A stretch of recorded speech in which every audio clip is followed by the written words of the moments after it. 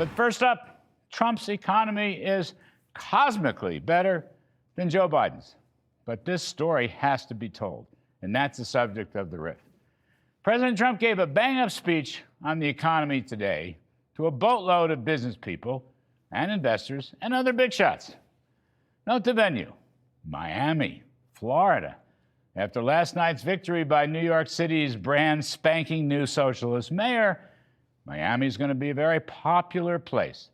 But Mr. Trump's speech was exactly the kind of detailed economic growth discussion with numbers that he needs to make.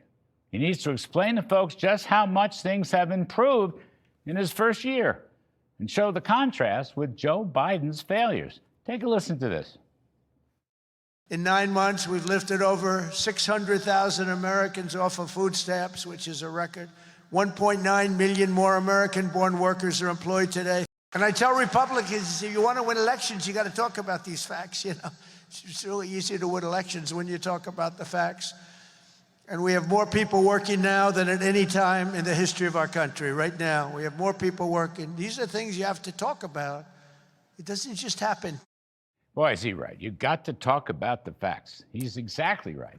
Mr. Trump's polls on the economy and inflation have gone underwater lately because if he doesn't give you the facts, or his top people don't give you the facts, then the left-wing media will bias the whole story, as they always do. It's the Trump derangement syndrome on the economy. Now, here's some more factual analysis from the president. This is great stuff. Take a listen, please. Since I took office, wages for the typical factory worker are up $1,300. Construction workers' pay is up $2,200. And miners are up nearly $5,000 this year alone. And that's good because it's not, you know, such an extra cost to the company. You're going to start seeing numbers coming out very soon that are going to blow your mind. All right, it's great stuff, all of us. Now, let me add to all this some inflation numbers. During the Biden years, let's not forget, grocery prices went up 23% cumulatively, or 5.4% at an annual rate. Overall consumer prices under Biden skyrocketed 21%, which is 5% at an annual rate. These are devastating numbers, and they help destroy real take-home pay for working folks. Now, contrast Mr. Trump's first 8 months, where the level of consumer prices has only gone up 1.7%, which comes to 2.5% at an annual rate. It's more than half, less than half of what Mr. Biden did. Now, I think if Mr. Trump and his team keep telling this story, their inflation polls would not be underwater. Meanwhile, Democrats are trying to blame Trump's tariffs for inflation, but it's simply not true. The CPI for core goods, call it core tariffable goods, that thing's only up 1.5%. Durable goods, 1.8%. New cars and trucks, 0.8%. That's tariffs, nothing going on. Hat tip to John Carney for these very useful numbers. The point is, if Team Trump would get out there on a daily basis and make it clear how much more affordable life is under the Trump economy with numbers, I guarantee you those polls are going to jump.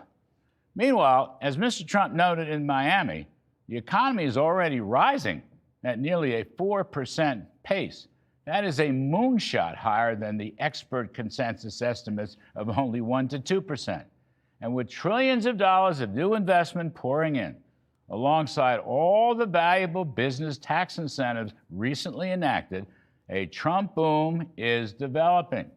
That's what the stock markets have been telling us. And at least 135 million investors, including union pension funds, are accumulating terrific wealth nest eggs for their retirement.